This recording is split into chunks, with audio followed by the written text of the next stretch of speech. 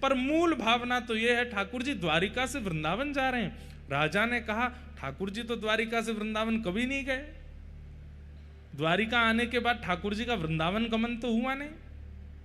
तब श्री चैतन्य महाप्रभु कथा सुनाते हैं, बोले कि एक बार गए। कब गए हैं?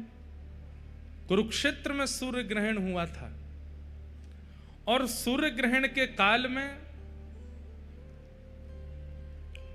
सब द्वारिकावासी कुरुक्षेत्र पहुंचे हैं, और यहां से सब ब्रजवासी भी कुरुक्षेत्र पहुंचे हैं। ना तो ब्रजवासियों को पता है कि वहां द्वारिकाधीश और द्वारिकावासी आ रहे हैं, ना द्वारिकाधीश और द्वारिकावासियों को पता है कि यहां ब्रजवासी आ रहे हैं। केवल द्वारिकावासी और ब्रजवासी गए नहीं, पूरे भारतवर्ष के लोग वहां इकट्ठे हुए थे सूर्य ग्रहण पर यज्ञ करने के लिए। लेकिन जैसे ही सूर्य ग्रहण काल में वहां सब एकत्रित हुए, तब धीरे धीरे खबर उड़ने लगी, और उड़ते उड़ते ठाकुर जी तक पहुंची कि ब्रजवासी यहां आए हुए हैं। ब्रजवासियों का नाम सुनते ही, यहां आए हुए हैं सुनते ही, ठाकुर जी इतनी तत्परता से पूरी व्यवस्था में लगे थे। सूर्य ग्रहण में ऐसे यज्ञ होगा, ऐसे हवन होगा, ऐसे वेद पूजन होगा, पाठ होगा। लेकिन जैसे ही सुना कि ब्रजवासी आए, ठाकुर जी तो बल दाऊ दादा से बोल, दाऊ दादा आप ही संभालो, अब मैं संभाल नहीं पाऊंगा। चिंतित हो गए ठाकुर जी। इच्छा तो हो रही है मैं कैसे भी ब्रजवासियों के सन्मुख पहुंच जाऊं, लेकिन एक कदम बढ़ाते ही ठाकुर जी रुक जाते हैं। बोले किस मुंह से जाऊं? मैया पूछेगी लाला इतने दिनान बाद आयो है तो कहा जवाब दूंगो? नंद बाबा मुंह को गोद में उठावे को आएंगे तो मैं किस मुंह से उनकी गोद में जाऊंगो? मधुमंगल श्रीदामा तन सुखा मन सुखा धन सुखा, ये सबरे सखा, ये मोते कहेंगे लाला तेने बढ़िया सखा बनो हमारो, इतने साल है कि मिलो नहीं, मैं कहां उत्तर दूंगो? तो ठाकुर जी हर एक घड़ी बाद सोचते हैं कि अब मैं जाऊं ब्रजवासियों से मिल के आऊं, लेकिन फिर रुक जाते हैं, मैं कहां कहूंगो? सूर्य ग्रहण का समय आया, सुंदर स्वर्ण के सिंहासन पर ठाकुर जी को विराजमान किया गया। भारतवर्ष के कोने कोने से विप्रदेव आए हैं, कोई तुलसी अर्चन कर रहे हैं, कोई सहस्त्र कमल अर्चन कर रहे हैं, कोई पुष्प अर्चन कर रहे हैं, कोई रत्न अर्चन कर रहे हैं। सब ठाकुर जी के चरणों में कहीं से तुलसी चढ़ाई जा रही है, कहीं से पुष्प चढ़ाए जा रहे हैं। पर ठाकुर जी उस समय केवल नेत्र बंद करके ये बार बार विचार कर रहे हैं कि मैं परमात्मा हूं, मुझे कृपा करनी है। लेकिन बार बार ठाकुर जी भूल जाते हैं कि मैं परमात्मा हूं। फिर सोचते हैं मैं तो लाला हूं। यहां ब्रजवासी बाहर डोल रहे होंगे, यशोदा मैया नंद बाबा यहीं कहीं आसपास ही होंगी। जोर से सुगंधी भीतर लेते हैं कि वायु में कहीं नंद बाबा की हृदय की, यशोदा मैया की हृदय की सुगंधी मुंह को आ जाए। यहां नंद बाबा को पतो चली कि द्वारिकाधीश आए हैं, हमारो लाला आयो। नंद बाबा ने धीमे से जाकर के ये खबर यशोदा मैया को सुनाई। बोली अरे मेहर एक बात बताऊं? बोले कहा, हमारो लाला कन्हैया वो कुरुक्षेत्र में है। ये सुनते ही यशोदा मैया तो उठ खड़ी हुई, नेत्रों से कम दिखाई देता है। कहा सुनी मैंने, लाला कुरुक्षेत्र आयो है? बोले हाँ मेहर, लाला कुरुक्षेत्र में। भाव विह्वल हो गई, हाथ पकड़ लिए नंद बाबा के। बोले मुझे एक बार दिखाए दो, मुझे एक बार मिलाए दो। अब यहां नंद बाबा संकोच कर रहे हैं। यशोदा 100 से भी अधिक वर्ष हो गए हैं लाला को गए भय, और मैं और मेरे तेरे हृदय को भाव तो है ही कि लाला से मिलना है, पर वास्तविकता तो अब सबसे छुपी नहीं है कि लाला मूल रूप में बेटा तो देवकी वसुदेव को है ना, और अब तो वो द्वारिका को राजा बन गयो है। सब वाकू राजा महाराजा कहकर के पुकारे हैं। हमने तो सुनी है 16,108 ब्याह है गए, बड़े बड़े राजघराने की कन्यांते वाको ब्याह भयो है। हम भोरे भारे से ब्रजवासी जामेंगे, हमको देख करके कहीं लाला को संकोच है गए हो तो कैसे जाएंगे? यशोदा मैया बोली यही संकोच को चिंतन करते करते जीवन निकल जाएगा। अरे मेरी एक इच्छा पूरी कर दो बस, अब पता ना कब प्राण चले जाए। एक बार लाला को, एक बार मेरे कन्हैया को मुंह को दिखाए दो। मैं देखना चाहूं लाला के नैन नक्श अबहु वैसे ही हैं, हाथ पांव वैसे ही हैं कि कछु परिवर्तन आ गयो है? एक बार तो दिखाए तो। और श्री नंद यशोदा अति वृद्ध हैं, दोनों धीमे धीमे हाथ पकड़ करके जा रहे हैं, पूछते जा रहे हैं, भैया ये द्वारिका वासी इनको शिविर कहां है? ये कथा श्री चैतन्य महाप्रभु सुना रहे हैं यहां के राजा को, और बता रहे हैं कि मूल रूप से रथ यात्रा क्यों होती है।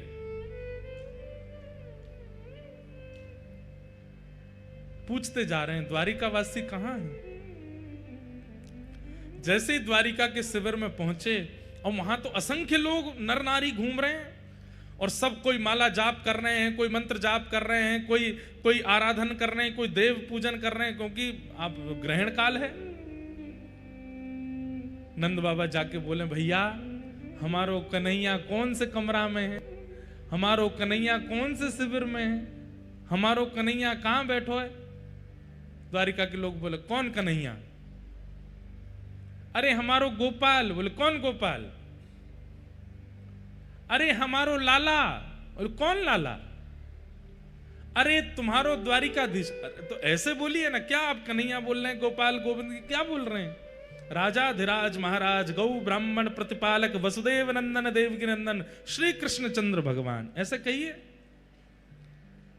अब हम तो भैया बोले को ना इतना लंबो चौड़ा, हम तो वृंदावन ते आए, हम तो कन्हैया गोपाल गोविंद ही बोले, कहाँ हैं? अच्छा, वो सामने सभागृह है ना, वहां पर असंख्य ब्राह्मण देव उनकी अर्चना कर रहे हैं। आप लोग जाइएगा, कोने में खड़े होकर दर्शन कर लीजिएगा, अभी ग्रहण काल है, आराधना चल रही है, वहां पर विक्षेप मत कीजिएगा। नंद यशोदा बोले, हाँ ऐसा ही करेंगे। ऐसी सभा थी, असंख्य लोग बैठे थे, और दूर आकर के नंद बाबा यशोदा मैया पीछे खड़े है गए। नंद बाबा ने प्रथम दृष्टि में जैसे ही ठाकुर जी को देखा, ठाकुर जी की अवस्था 100 वर्ष के आसपास हो गई है, लेकिन ठाकुर जी का यौवन आज भी बाल कृष्ण की तरह है, आज भी वैसे ही कमल नेत्र हैं, आज भी ठाकुर जी के गुलाबी गाल हैं, आज भी अभी तक मुख पे रेशे प्रकट नहीं हुए हैं, ये दाढ़ी मूछ आदि अभी ठाकुर जी के आई नहीं है। रोने लगे नंद बाबा। यशोदा मैया बोली, कहां भयो? बोले, अरे यशोदा तो को तो दिखेगो नहीं, लाला सामने ही बैठो है, मुंह को दिख रहा है। यशोदा मैया तो व्याकुल लगे, मुंह को लेके चलो, मुंह को समीप लेके जाओ, मैं देखूंगी लाला को। ना अभी मना करिए ना, सबन ने पीछे खड़ी रहे। यहां यशोदा मैया थोड़ी हट करन लगी, जिद करन लगी, पीछे के लोग थोड़े से अव्यवस्थित जैसे हो गए, सब कहने लगे थोड़ी शांति रखिए, ठाकुर जी की आराधना चल रही है। और वो शांति कराते कराते कराते थोड़ी आगे तक आवाज आई तो भगवान के नेत्र खुले कि ये ऐसी अव्यवस्था कहां हो रही है।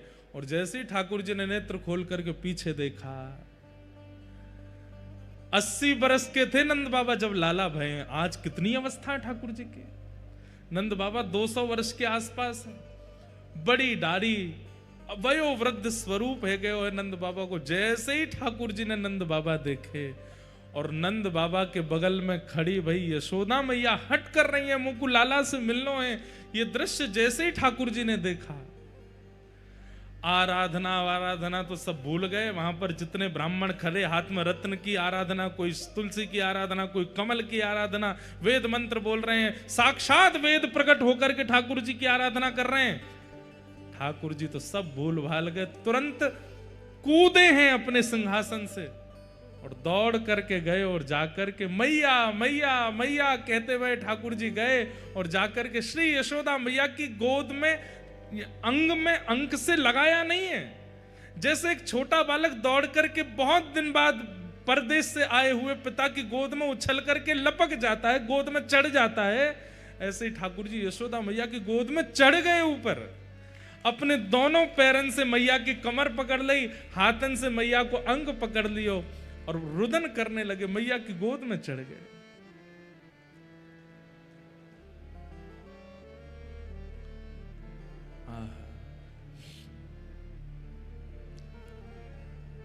यशोदा मैया रुदन कर रही हैं।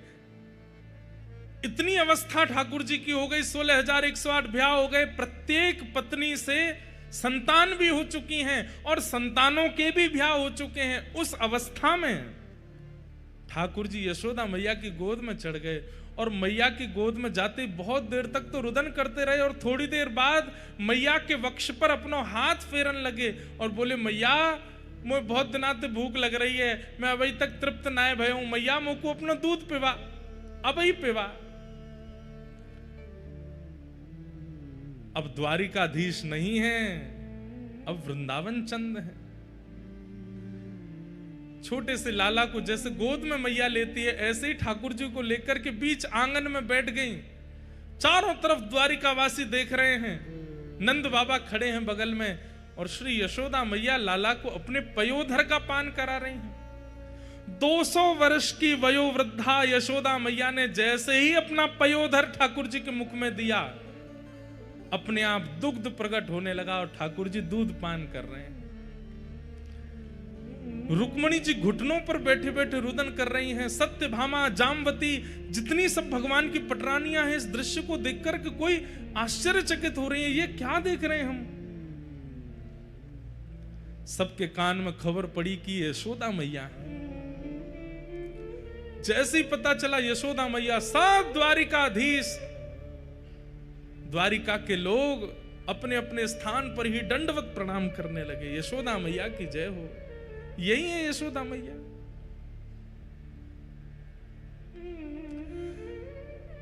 दूर से दाऊ दादा को पता चली कि मैया आई हैं, दौड़ करके आए और बोले, मैया मैं तो बचपन से कहता आया हूं, तुम या कन्हैया को ही ज्यादा प्रेम करो, आज भी वाग को अपना पयोधर पे वाई दी। और मैं, मैया ने तुरंत अपनी दूसरी गोद कही, लाला तू भी आ जा। और श्री दाऊ दादा भी लेट गए हैं गोद में और दाऊ दादा दूसरा पयोधर पान कर रहे हैं। दोनों मैया के पयोधर का पान कर रहे हैं। रेवती महारानी, बलराम जी की पत्नी, देखकर कि वे भी रुदन कर रही हैं, सब भावुक हो गए हैं।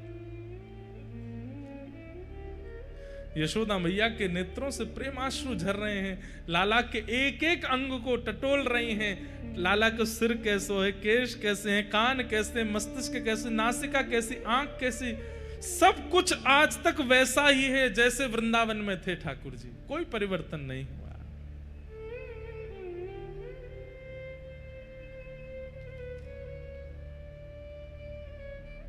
देवकी मैया को पता चली कि यशोदा जी आई हैं। जैसे ही देवकी मैया आई, मैया ने आकर के प्रणाम किया। यशोदा मैया बोली, लाला जी कौन है? बोले, मैया जी मैया है, देवकी मैया है। देवकी मैया नाम सुनते ही यशोदा मैया उल्टा प्रणाम करने लगी, चरण पकड़ने लगी। और चरण पकड़ने तो देवकी मैया संभाल रही, मैया जी कहा कर रही हो आप? अरे यशोदा, आज तक तुम्हारी चर्चा ही सुनी है, आज भी लाला, भले ही लाला मेरो है पर पूरी द्वारिका में चर्चा यूं ही होवे, यशोदा नंदन लाला है। आज भी जन्माष्टमी के दिन सब यशोदा के लाल भजो, यशोदा के लाल भजो कहकर के गांव में आज पहली बार मिली हो, आपको हृदय से लगाऊं। यशोदा मैया बोली, मैं आपके हृदय से लगवे योग्य नहीं हूं, आपके चरणन की अधिकारिणी हूं। क्यों? ऐसा क्यों कह रही हो? बोली, या यशोदा के प्राण तो कब के निकल गए होते, या यशोदा के प्राण पखेरु तो कब के वैकुंठ पहुंच गए होते। अगर देवकी ने कन्हैया को जन्म देकर के वृंदावन नहीं पहुंचो होतो तो यशोदा को अस्तित्व नहीं है। तो आपने कृपा करके लाला को जन्म दियो और जय लाला वृंदावन आयो, हमारो जीवन बन के, हमारो सार बन के, हमारो सर्वस्व बन करके आयो, हमें सर्वस्व प्रदान करवे के काज में आपके चरणन को प्रणाम करूं। और हंसी में यशोदा मैया कहने लगी, मैया तो आप ही हो, मैं तो लाला की धाई मां हूं। जैसे मैया की अनुपस्थिति में बालक की सेवा करे, मैं तो वो हूं। ये सुनकर के देवकी मैया रुदन करने लगी। यशोदा जी से बोली, मां ऐसे मत कहो, आप पूरे द्वारिकावासी से पूछ लो, लाला आपसे कितनो स्नेह करे। नंद बाबा की गोद में चढ़ गए ठाकुर जी। ठाकुर जी मानो जैसे बिल्कुल बाल अवस्था में आ गए हों, अब बिल्कुल द्वारिकाधीश जैसी लीला नहीं करने। द्वारिका के लोगों ने कभी ठाकुर जी को ऐसे देखा ही नहीं, कभी यशोदा की गोद में, कभी नंद बाबा की गोद में, और यहां दाऊ दादा जिनसे सब डरते हैं, जगन्नाथपुरी में भी श्री दाऊ दादा से ही डरते हैं सब, महाप्रभु जी से कोई नहीं डरता। वो दाऊ दादा भी आज इतने बालवत अपनी क्रिया कर रहे हैं।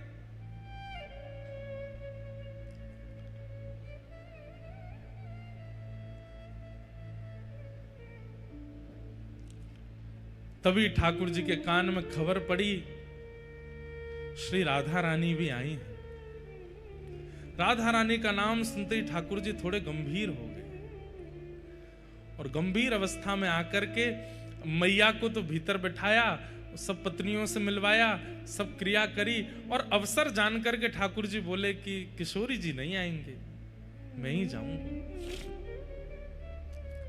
यहां किशोरी जी सब सखियों के साथ बैठी हैं।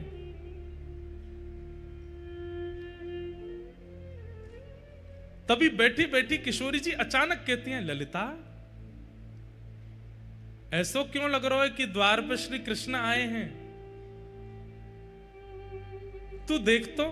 ललिता जी बोली, कृष्ण नहीं आए हैं, हमें अभी अभी पता चली है कि उनकी तो आराधना चल रही है, बड़े बड़े विप्रदेव आकर के उनकी अर्चना कर रहे हैं, वो बड़े व्यस्त हैं, वो कहां से आ जाएंगे यहां पे। किशोरी जी बोली, नहीं ललिता तू एक बार जाकर के देखना, मुझको ऐसा लग रहा द्वार पर श्री कृष्ण खड़े हैं। विशाखा जी बोली, आपको क्यों ऐसा अनुभव हो रहा है।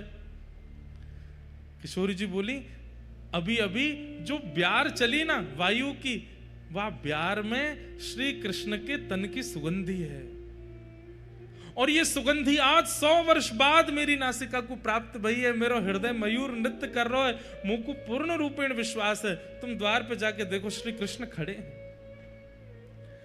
ललिता विशाखा जैसे ही गई और जैसे ही द्वार से पर्दा हटा करके देखा, लाल नेत्र हैं ठाकुर जी के, अश्रु बिंद भरे हैं नेत्रों में और श्याम सुंदर चुपचाप खड़े हैं नीची नजर करके।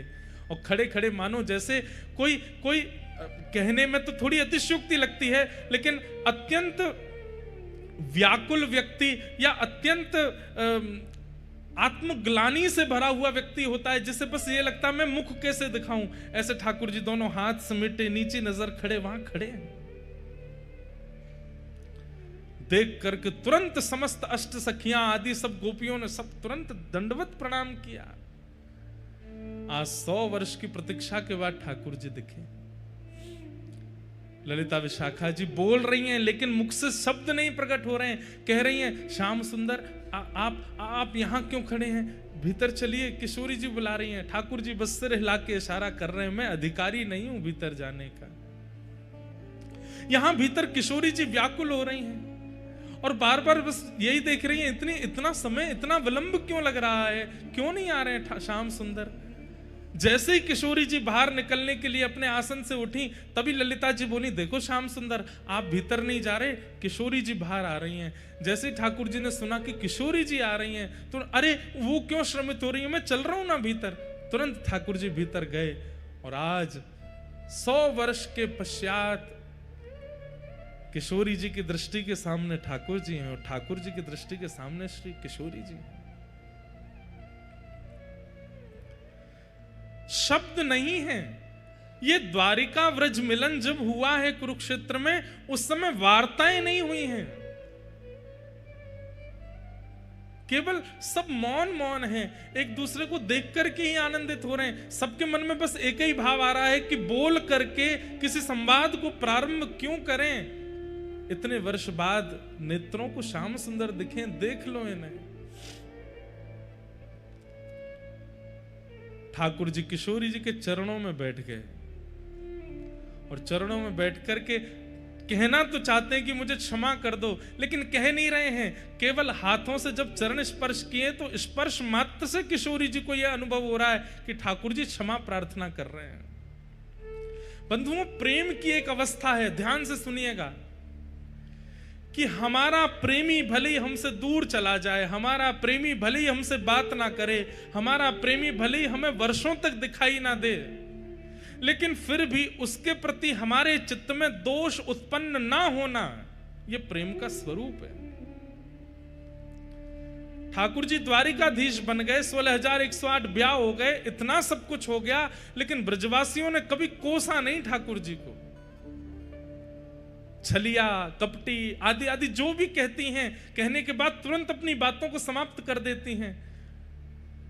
जोई जोई प्यारो करे सोई मोहे भावे, भावे मोहे सोई, जोई सोई सोई करे प्यारे। श्री हितरवंश महाप्रभु हित चतुराशी जी के प्रथम पद में कहते हैं, प्रेम का स्वरूप क्या है? ठाकुर जी जो करें, प्रेमी हमारा जो करे, हमें सब स्वीकार है। ब्रजवासियों ने कभी शिकायत नहीं की ठाकुर जी से। आज 100 वर्ष थोड़े होते हैं, यहां कोई 10 दिन हमसे बात ना करे तो हम लोग उसके प्रति व्यंग कसने लगते हैं। 100 वर्ष बाद ठाकुर जी मिले हैं, फिर भी किशोरी जी, सब गोपियां, सखियां, नंद बाबा, यशोदा, किसी ने शिकायत नहीं की ठाकुर जी से। ये प्रेम का स्वरूप है। ठाकुर जी जिस प्रकार किशोरी जी के चरण कमलों का स्पर्श कर रहे हैं, किशोरी जी समझ गई हैं कि ये मुझसे क्षमा प्रार्थी हो रहे हैं। तुरंत किशोरी जी नीचे बैठ गई, हाथ पकड़ लिए, बोले आप क्या कर रहे हैं? ये इस प्रकार आप चरण क्यों छू रहे हैं? ठाकुर जी कह रहे हैं, मुझे बहुत आत्मग्लानि हो रही है। आप ब्रजवासियों को जो कष्ट, जो पीड़ा, जो विरह मैंने दिया है, उस विरह से मुझे बहुत कष्ट हो रहा है।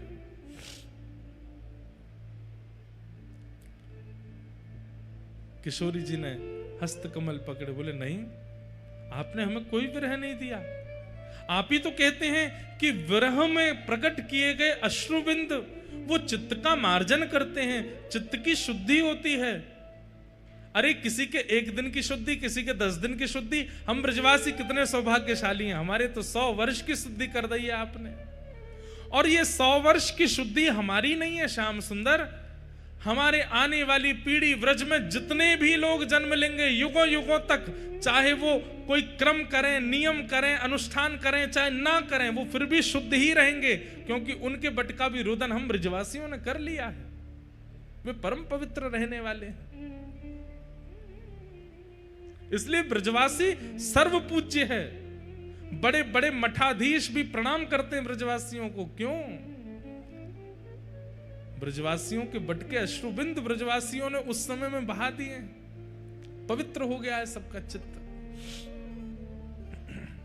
और जो आत्मग्लानि के कारण ठाकुर जी बहुत असहज हो रहे थे, किशोरी जी ने तुरंत हस्तकमल पकड़ा और सब गोपियों से कहा, अरे 100 वर्ष है गए, श्रृंगार पेटी खुली नहीं है, आज श्रृंगार पेटी खोलो। और 100 वर्ष बाद आज पहली बार श्रृंगार पेटिका खुली है। ललिता जी चंदन घिस रही हैं, विशाखा जी आदि सब सखियां सुंदर सुंदर रत्न लेकर के आ रही हैं, सुंदर सुंदर पुष्प के आभूषण लेकर के आ रही हैं। और श्री किशोरी जी श्याम सुंदर को वृंदावन चंद के रूप में श्रृंगार कर रही हैं। अभी तक तो द्वारिकाधीश बनते हैं, लेकिन आज वृंदावनाधीश बन रहे हैं। किशोरी जी श्रृंगार कर रहे हैं। हो तो दासी नित्य तिहारी, हो तो दासी नित्य तिहारी। बहुत सुंदर पद है। और बंधु आपको जान के आश्चर्य होगा, महाप्रभु जगन्नाथ जी आज भी इस पद को सुनते हैं। षोडश गीत श्री हनुमान प्रसाद पोद्दार जी के द्वारा लिखे गए ये 16 पद, जिसमें एक पद ठाकुर जी गाते हैं किशोरी जी के लिए, दूसरा पद किशोरी जी गाती हैं ठाकुर जी के लिए। उसमें ये पद मुझे अति प्रिय है और महाप्रभु जगन्नाथ जी को भी बहुत प्रिय है। किशोरी जी गा रही हैं ठाकुर जी को सहज करने के लिए।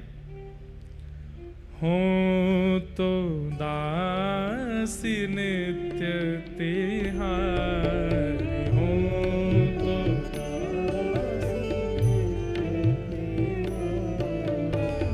हो तो दासी नित्य तिहारी, हो तो दासी नित्य तिहारी, हो तो दासी नित्य तिहारी, हो तो दासी नित्य तिहारी। प्राणनाथ जीवन धन मेरे, प्राणनाथ जीवन धन मेरे, प्राणनाथ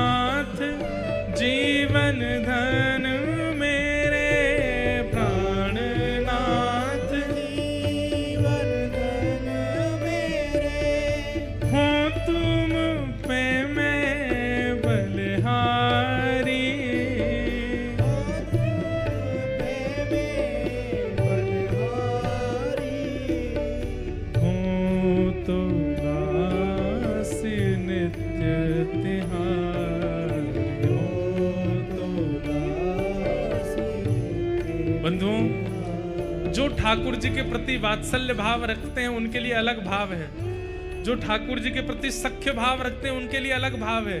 लेकिन जिनका भी ठाकुर जी के प्रति दासी भाव है और ठाकुर जी की वह स्वयं को गोपी मानते हैं, ठाकुर जी को प्रियतम मानते हैं, उनको ये पद याद कर लेना चाहिए और नित्य अपने ठाकुर जी को शयन कराते समय ये पद गाना चाहिए।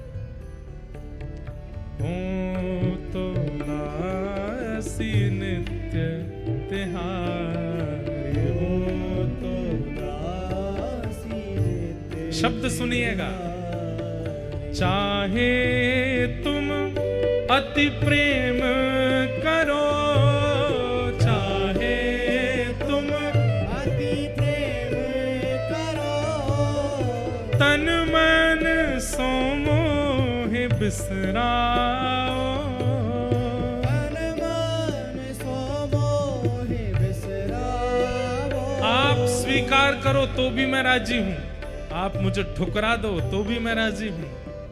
हाँ, तन मन सो मोह बिसराओ, तन मन सो मोह बिसराओ। और चाहे द्रोह करो त्रासो मोहे, चाहे द्रोह करो त्रासो मोहे, और दुख देह मोहे छिटकाओ, और दुख देह मोहे छिटकाओ। हो तो दासी नित्य तिहारे, हो तो दासी नित्य तिहारे, हो तो दासी नित्य तिहारे, हो तो दासी नित्य तिहारे। तुमरो सुख ही है मेरो सुख, तुमरो सुख ही है मेरो सुख, आन न कछु सुख जानो, आन न कछु सुख जानो। जो तुम सुखी हो मेरे दुख में, जो तुम सुखी हो मोरे दुख में, अनुपम सुख हो मानो, अनुपम सुख हो मानो।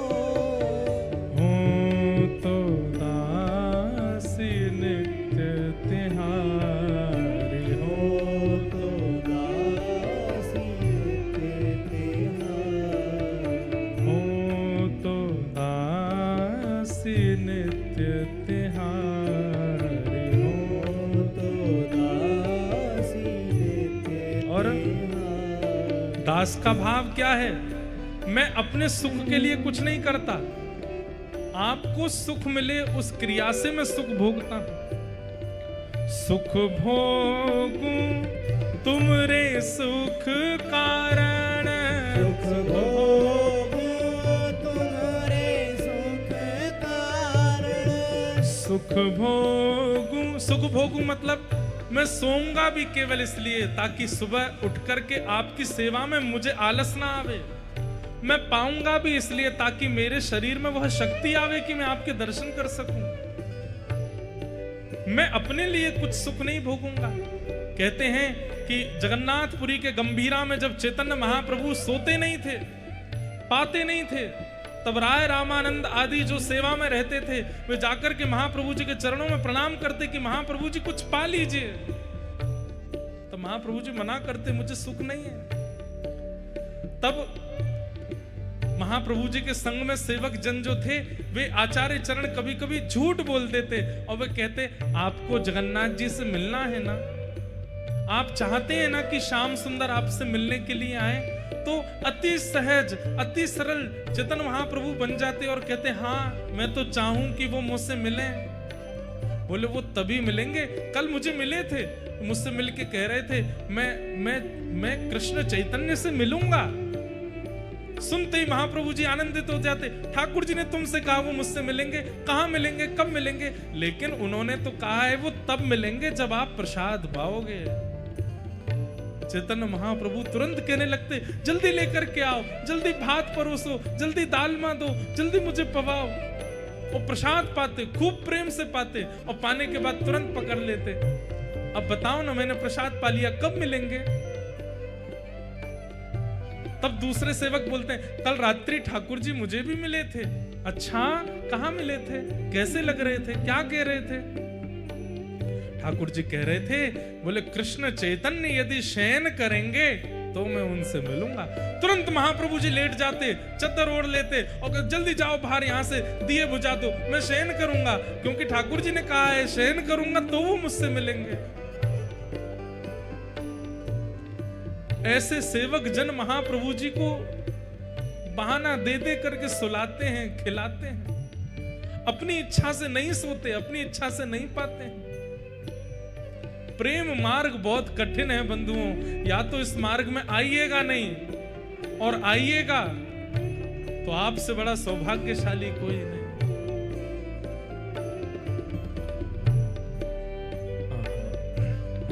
सुख भोगूं तुमरे सुख कारण, सुख भोगूं तुम्हारे सुख कारण, और न कछु मन मेरे, और न कछु मन मेरे, हो तो दासी नित्य तिहारी, हो तो दासी नित्य तिहारी, हो तो दासी नित्य तिहारी, हो तो दासी नित्य तिहारी। और तुम्हें सुखी नित देखन चाहो, तुम्हें सुखी नित देखन चाहो, तुम्हें सुखी नित देखन चाहो, तुम्हें सुखी नित देखन चाहो, निस दिन सांझ सवेरे, निस दिन साँझ सवेरे, तुम्हें सुखी देखन हित, हाँ तुम्हें सुखी देखन हित हो, निज तन मन को सुख देने, निज तन मन को सुख देने, हो तो दासी नित्य प्यारे, हो तो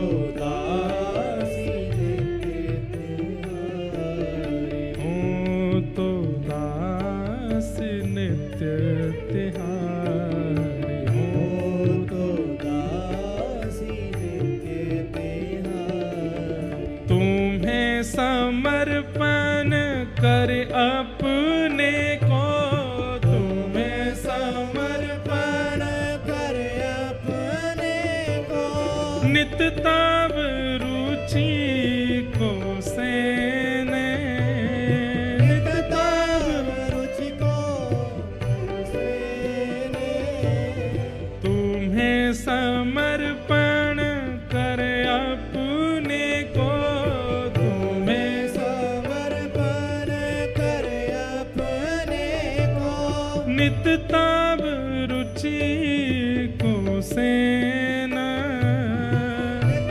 तब रुचि को सेने, हूँ तो दासी नित्य तिहारी, हो तो दासी नित्य तिहारी, हूँ तो दासी नित्य तिहारी, हो तो दासी नित्य किशोरी जी तिहारी। इतना दासत्व प्रकट कर देती हैं, स्वयं को दासी भाव में इतना ले आती हैं ठाकुर जी से अब सहन नहीं होता, तब इस पद की अंतिम पंक्ति ठाकुर जी गाते हैं, किशोरी जी को अपने हृदय से लगाते हैं और हृदय से लगाते हुए गा रहे हैं।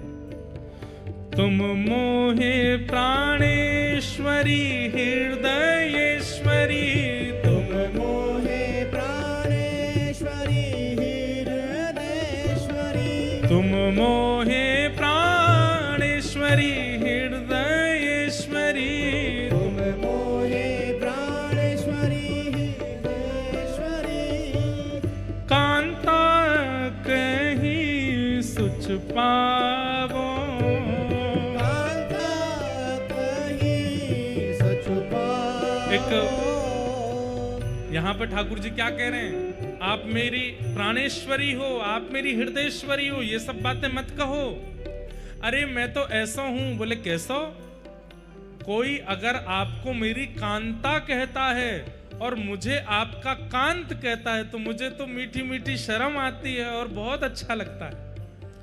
ठाकुर जी कह रहे हैं जब मैं आपका कांत हूं, ये कोई कह देता है और मैं सुन लेता हूं, मुझे बहुत सुख मिलता है। आप मेरी कांता हो, ये मैं सुन लेता हूं तो ये सुनकर के मुझे बहुत सुख मिलता है। इसीलिए हमने कहा कि ठाकुर जी के सामने जाके कहे करो, बोल वृषभानु के जमाई की। ठाकुर जी बड़े खुश है जाएं, ठाकुर जी इतने आनंद में आ जाएं, बोले किसी रूप में मैं आपका कांत हूं और आप मेरी कांता हो। किसी ने ये बात आकर के कही, ये मुझे बहुत सुख मिलता है। हे राधा कांत, हे प्रिया कांत, हे वृंदावनेश्वरी कांत, जब ये कहकर के हम ठाकुर जी को संबोधित करते हैं, ठाकुर जी फूल जाते हैं, आनंद में आ जाते हैं।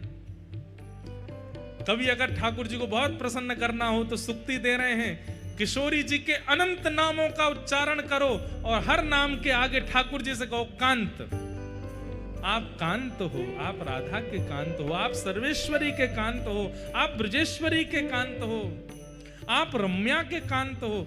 राधा सहस्त्र नाम का उच्चारण जगन्नाथ जी के सामने कीजिए, पर एक बीच में संबोधन कर लीजिए, हर नाम के आगे कांत कह दीजिए, आप कांत हैं। महाप्रभु जगन्नाथ जी इतने प्रसन्न हो जाएंगे, इतने प्रसन्न हो जाते हैं ठाकुर जी। जब कोई अष्ट सखाओं का एक पद भी है, अभी ढूंढ करके सुनाऊंगा। उस पद में अष्ट सखा कह रहे हैं कि ठाकुर जी किशोरी जी से कहते हैं कि अरे जब सखा आपस में चर्चा करें और चर्चा करते भाई यूं कह दें ना कि भैया इन दोनों की तो जोड़ी है, लाला तो हमारो लाली को कांत है। अरे श्यामाजू मैं कहा बताऊं, मेरे मन रूपी मयूर ऐसे नृत्य करें, मेरे तन की रोएं ऐसे खड़े हो जाएं, मैं तो लत्ता सहित जमुना जी में कूद जाऊं, आनंद में नृत्य करन लगूं, झूम झूम करके गाऊं, आनंदित है जाऊं। क्यों मोकू आपको कांत कह दियो कोई ने? इतना प्रिय है ठाकुर जी को। सब स्तुतियां गाओ, सब अर्चनाएं करो, पर किशोरी जी के नाम के आगे कांत शब्द प्रयोग करके ठाकुर जी को सुनाओ, और ये कहते हुए कि इनके आप कांत हो, इनके आप पति हो।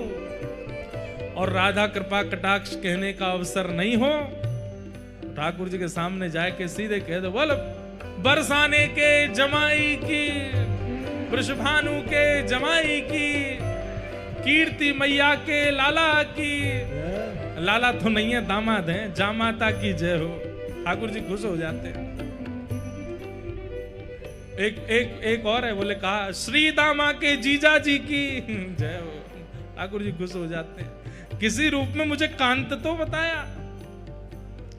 तुम मोहे प्राणेश्वरी हृदयेश्वरी, तुम मोहे प्राणेश्वरी हृदयेश्वरी, कांता कहीं सुच पावो, कांता कहीं सच पावो। ठाकुर जी के सामने जाकर के किशोरी जी के नाम गाओ और हर नाम के आगे कांत कहो, और श्री बरसाना में किशोरी जी के सामने जाके गोपाल सहस्त्र नाम गाओ और गोपाल जी के नाम के आगे कांता कहो। इनकी कांता है किशोरी जी, हमारो प्रणाम स्वीकार करो। किशोरी जी को भी सुख मिलता है। हो तो दासी नित्य तिहारी, हो तो दासी नित्य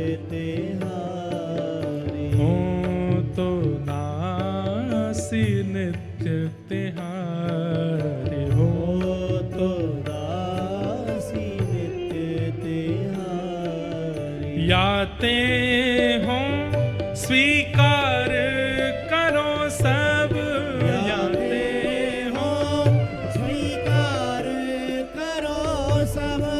यद्यपि मन में सकुचाओ, यद्यपि मन में सकुचाओ। वैसे तो मेरे मन में बहुत संकोच हो गए किशोरी जी, पर कोई आपको कांत कह करके मुंह को बुलावे तो मैं वाकु स्वीकार करूं, मुझ को बहुत आनंद आ रहा। हाँ हो तो दासी नित्य तिहारी, हो तो दासी नित्य तिहारी। हो तो दासी नित्य तिहारी, हो तो दासी नित्य तिहारी। हो तो दासी नित्य तिहारी। हो तो दासी नित्य तिहारी। अपने संपूर्ण कथा समय काल में हमने आज ये तीसरी बार पद गाया होगा, इससे पहले 2 बार और गाया है। और हमारी एक बात है कि हमको जो बहुत प्रिय लगता है वो सबसे कम बोलते हैं, सबसे कम गाते हैं कथा में। जो बहुत प्रिय होता है वो सबसे कम उसका प्रयोग करते हैं कथा में। किशोरी जी और ठाकुर जी का कुरुक्षेत्र में रास विहार हुआ। ठाकुर जी ने 100 वर्ष बाद रास किया। पूरे ब्रजवासियों के पास खबर फैल गई कि द्वारिकाधीश कन्हैया हमारो आए गयो है। सब ब्रजवासी इकट्ठे है गए और सबने आए करके लाला पकड़ लिए।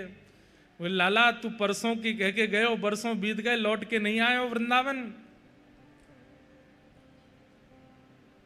दाऊ दादान को कछु सखान ने घेर लिया और ठाकुर जी को सब ब्रजवासी और द्वारिकावासी सब एक हो गए। और द्वारिकावासी भी ठाकुर जी के चरणों में प्रणाम करके निवेदन करने लगे, हे ठाकुर जी, इन ब्रजवासियों का इतना प्रेम, इतना स्नेह है, वचन निभा दीजिए ना। द्वारिका से तो वृंदावन फिर भी दूर है, कुरुक्षेत्र के तो पास ही है। ठाकुर जी ने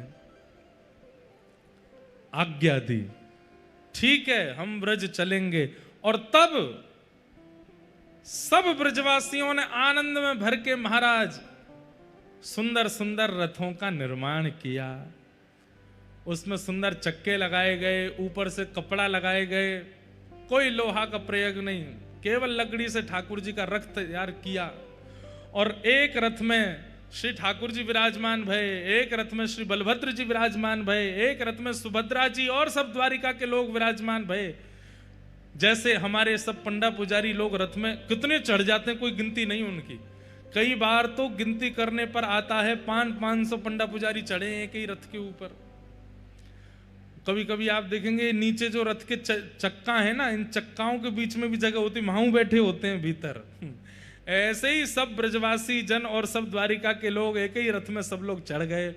और महाराज प्रेमी जन, ब्रजवासी जन खींच खींच करके रथ को श्री कुरुक्षेत्र से व्रजधाम लेकर के जा रहे हैं, वृंदावन लेकर के आ रहे हैं। और श्री ठाकुर जी 100 वर्ष बाद वृंदावन पधारे। यहां किशोरी जी सब सखियों के साथ जब वृंदावन थोड़ी दूरी पर रह गया है, तब किशोरी जी ने आज्ञा ली है, बोले कि अब हम पहले पहुंच जाएं। बोले क्यों, आप आएंगे तो आपकी स्वागत की सब व्यवस्था होगी। तो सब ब्रजवासी जनों ने द्वारिका के लोगों से कहा कि अब थोड़ी दूर व्रज रह गया है, आप ही रथ खींच के लाओ, हम ब्रज में जा रहे हैं, सब व्यवस्था करें। ठाकुर जी ने सबसे कही, बोले कि देखो मेरो जैसो वृंदावन में छोड़ के गयो वैसो ही करियो, कछु अतिशयोक्ति मत करियो ना। बोले लाला वैसो ये वृंदावन ने साफ सफाई तो करेंगे, लाला आ रहा है इतने दिनों बाद। सब ब्रजवासियों ने जाकर के अपने घर सजाए, अपने घरों पर फूल मालाएं सजाई, सुंदर सुंदर दिए जलाए, अपने घर के बाहर सुंदर गोबर के लेप किए। और सब ब्रजवासियों ने अपनी अपनी गैया बाहर बांध दी कि लाला देखे, क्योंकि सब ब्रजवासी की गैया चराई है ठाकुर जी ने।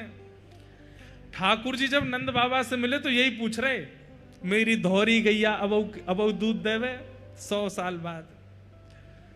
नंद बाबा बोले लाला तू जब ते ब्रजते गयो है, कोई गैया ने भी बालक को जन्म दी दियो, और बछड़ा बछिया जितने छोटे हते वो उतने ही है बहू, कोई बड़ो ना भयो, सबरे नेक से, जैसे हमारो लाला छोटो सो वैसे बछड़ा बछियाऊ नेक से हैं। बंधुओं, त्रेता में 14 वर्ष का वियोग दिया था अयोध्या वासियों को, पर ब्रजवासियों को 100 वर्ष का वियोग दिया। और जैसी अयोध्या की हम खबर सुनते हैं, ना किसी ने जन्म लिया, ना किसी के प्राण गए, वही व्रज में स्थिति है। लेकिन व्रज में एक और बात है कि कोई बड़ा छोटा भी नहीं हुआ, सब उतने ही हैं। ठाकुर जी की सब बछड़ा बछिया भी आज उतने ही हैं। असंख्य गाय ठाकुर जी का स्वागत कर रही हैं। ठाकुर जी रथ से उतर करके गायों को प्रणाम करते हैं, एक एक गैया को अपने हृदय से लगाते हैं, ब्रज को प्रणाम करते हैं, वृक्षों को हृदय से लगाते हैं। घर घर जाकर के ठाकुर जी सुंदर माखन मिश्री को भोग लगा रहे हैं। सब द्वारिका के लोग इस लीला का दर्शन कर रहे हैं। अभी तक तो द्वारिका के लोगों ने केवल लीला सुनी थी, आज प्रत्यक्ष दर्शन हो रहा है व्रज का। ठाकुर जी सब द्वारिका के लोगों को बता रहे हैं, यहाँ पे हम यूं गैया चराते, यहाँ पे हम ये लीला करते, यहाँ पे ये लीला करते। और ये लीलाएं दर्शन करके सब ब्रजवासी अति आनंदित हो गए। सब ब्रजवासी लाला को कंधा पे उठा करके नृत्य करने लगे। कन्हैया ले चल पल्ली पार, जहां विराजे राधा रानी, जहां विराजे श्यामा प्यार, अलबेली सरकार, संवरिया ले चल परले। बंधुओं, इसी भावना से रथ यात्रा होती है ठाकुर जी की। ये चेतन महाप्रभु ने राजा को बताया, भैया वो गुंडीचा मार्जन साफ सफाई के लिए तुम सेवकों को मत भेजो, वो तो हमको करना चाहिए। क्यों? बोले क्योंकि हमारे ठाकुर जी वृंदावन आ रहे हैं, हमारे ठाकुर जी वृंदावन वापस आ रहे हैं। ये वही लीला का यहां पर दर्शन होता है। ये रथ में विराजमान होकर ठाकुर जी वृंदावन जाते हैं। आप लोगों को रथ यात्रा में आकर के ठाकुर जी के रथ के आगे नाचना चाहिए, भुजा उठा करके आनंदित होना चाहिए। और एक दिन पूर्व आकर के गुंडीचा में जाके चाहे जहां एक कोना भी मिल जाए अपने हाथ से मार्जन करना चाहिए, इसी भाव से कि हम ब्रजवासी हमारे श्याम सुंदर आ रहे हैं। इस बार तो हमने उल्टा रथ का दर्शन किया था, पर ठाकुर जी कृपा करेंगे एक बार ठाकुर जी जब रथ में विराजमान होके आते हैं, हम सब भी यहाँ पे ऐसी योजना बनी यही कथा हो जाए और सबरे श्रोताओं के साथ जाएंगे, गुंडीचा में जाके झाड़ू लगाएंगे, पूरे गुंडीचा को धोएंगे। हम तो ब्रजवासी, हमारा तो अधिकार है, लाला आवेगो। बढ़िया कलशों में जल भर भर के जाएंगे, गुंडीचा को साफ करेंगे, स्वच्छ करेंगे और श्री रथ के आगे खूब उछल उछल के नाचेंगे, इसी भाव से कि हम ब्रजवासी, हमारो लाला आ रहो वापस। जहां विराजे श्यामा प्यारी, जहां विराजे श्यामा प्यारी, जहां विराजे राधा रानी, जहां विराजे राधा रानी, अलबेली सरकार, संवरिया ले चल परले पार, संवरिया चल परले परली पार। ये जब श्री मंदिर में दर्शन करने जाएंगे और फिर श्री मंदिर से गुंडीचा जाओ, कल या परसों में जाएंगे, तो गुंडीचा क्या है? वृंदावन है, जहां विराजे राधा रानी। रथ यात्रा में ब्रजवासियों को यही गाना चाहिए, लाला ले चल पल्ली पार। कहां? बोले जहां विराजे राधा रानी, जिस वृंदावन में हमारी श्यामा जी विराज रही है वहां चले। संवरिया ले चल परली पार, संवरिया ले चल परली पार, संवरिया ले चल पल्ली पार, संवरिया ले चल परली पार, जहां विराजे श्यामा प्यारी, जहां विराजे श्यामा प्यारी, जहां विराजे वृषभानु दुलारी, जहां विराजे विश्वभानु दुलारी, अलबेली सरकार, संवरिया ले चल परले पार, संवरिया चल परली ओ संवरिया ले चल परले पार। संवरिया ले चल परली पार, गुण अवगुण सब तेरे अर्पण, गुण अवगुण सब सब तेरे अर्पण। पाप पुण्य सब और तेरे अर्पण। हाँ, बुद्धि सहित मन तेरे अर्पण। बुद्धि सहित मन तेरे अर्पण। यह जीवन भी तेरे अर्पण। यह जीवन भी मैं तेरे चरणों की दासी। मैं तेरे चरणों की दासी। मैं तेरे चरणों की दासी। तेरे चरणों की दासी। और तू मेरे प्राण आधार। संवरिया ले चल पल्ली पार। संवरिया ले चल पल्ली पार। हे संवरिया ले चल पल्ली पार। संवरिया ले चल पल्ली पार। जहाँ विराजे राधा रानी। जहाँ विराजे राधा रानी। जहाँ विराजे श्यामा प्यारी। जहाँ विराजे श्यामा और अलबेली सरकार। संवरिया ले चल पल्ली पार। संवरिया ले चल पल्ली पार। हाँ, संवरिया ले चल पल्ली पार। संवरिया ले बोलो वृषभानु दुलारी की।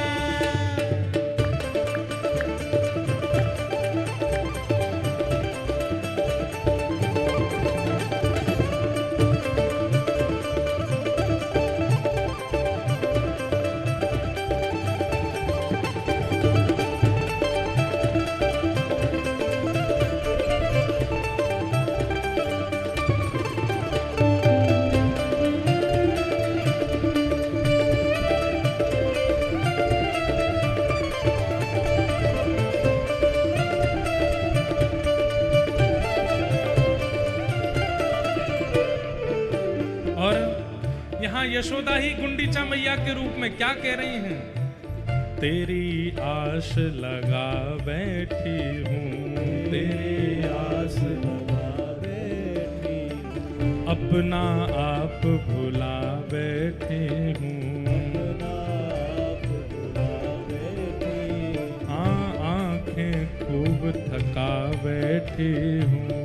आंखें खूब थका बैठी। सांवरिया में तेरी रागिनी। सांवरिया में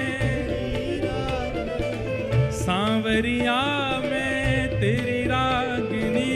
संवरिया में तेरी राग। और तू मेरा राग मल्हार। संवरिया ले चल पल्ली पार। संवरिया चल पल्ली पार। हे संवरिया ले चल पल्ली पार। संवरिया ले चल पल्ली पार। सांवरिया में तेरी रागिनी। सांवरिया में तेरी राग। ओ सांवरिया में तेरी रागिनी। सांवरिया में तेरी राग। और तू मेरो राग मल्हार। संवरिया ले चल पल्ली पार। संवरिया ले चल पल्ली हे संवरिया ले चल पल्ली पार। संवरिया ले चल पल्ली। जहाँ विराजे वृषभानु दुलारी। विराजे वृषभानु दुलारी। हे श्यामा प्यारी। प्यारी वृषभानु दुलारी। ओ मेरी श्यामा प्यारी। श्यामा प्यारी। वृषभानु दुलारी। दुलारी। जहाँ विराजे श्यामा प्यारी। विराजे श्यामा प्यारी। अलबेली सरकार। संवरिया ले चल पल्ली पार। ले चल पल्ली पार। हे संवरिया ले चल पल्ली पार। संवरिया ले चल पल्ली। हे नाथ नाथ नाथ भजो नाथ जगन्नाथ। नाथ नाथ नाथ भजो नाथ जगन्नाथ। हे नाथ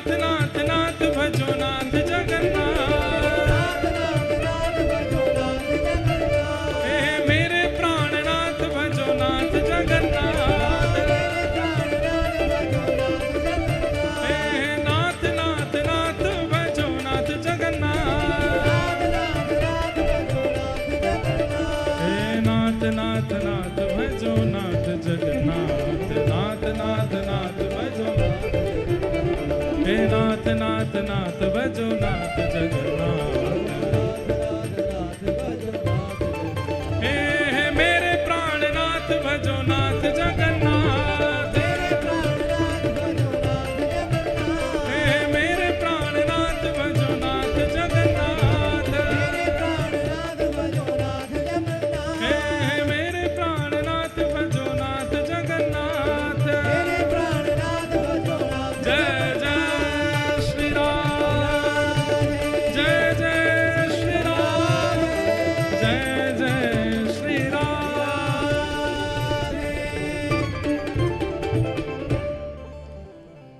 संवरिया ले चल पल्ले पार, संवरिया ले चल परले पार। जहाँ विराजे प्यारी श्यामा प्यारी, जहाँ विराजे प्यारी श्यामा प्यारी। अलबेली सरकार, संवरिया ले चल पल्ले पार, संवरिया ले चल परले पार। श्री जगन्नाथ महाप्रभु की। तो रथ यात्रा का मूल रूप क्या है? महाप्रभु जगन्नाथ जी पहली बात तो अपने वचन निभाते हैं। जो मैया से कह कर के गए कि मैं परसों आऊंगा, उस भावना की पूर्ति ठाकुर जी करते हैं। और दूसरी भावना श्री चैतन्य महाप्रभु प्रकट करते हैं कि कुरुक्षेत्र ग्रहण काल के समय श्री ठाकुर जी ब्रजवासी रथ बना करके ठाकुर जी को लेकर के गए हैं वृंदावन, इसलिए ठाकुर जी वृंदावन गए हैं। और उसी भाव से हर वर्ष ठाकुर जी वृंदावन जाते हैं। इसलिए रथ यात्रा उसका महत्व अति है। गुंडीचा में जन्म वेदी है ठाकुर जी की, वहां विराजमान श्री जगन्नाथ जी का दर्शन करने का पुण्य, उसका लाभ कितना, उसका पुण्य कितना है। असंख्य असंख्य अश्वमेध यज्ञ, असंख्य असंख्य तीर्थ यात्राओं का फल केवल महाप्रभु जगन्नाथ जी के जन्म वेदी पर विराजमान दर्शन करने मात्र से प्राप्त हो जाता है, जब गुंडीचा में विराजते हैं। इस बार हमने दर्शन किए गुंडीचा में, और गुंडीचा में ठाकुर जी अलग ही लगते हैं। यहाँ जो ठाकुर जी दिखते हैं, गुंडीचा पहुंचते ही ऐसे लगते हैं लाला बन गए, छोटे से गोपाल जी मैया के पास आए हैं, उसी भाव से लगते हैं।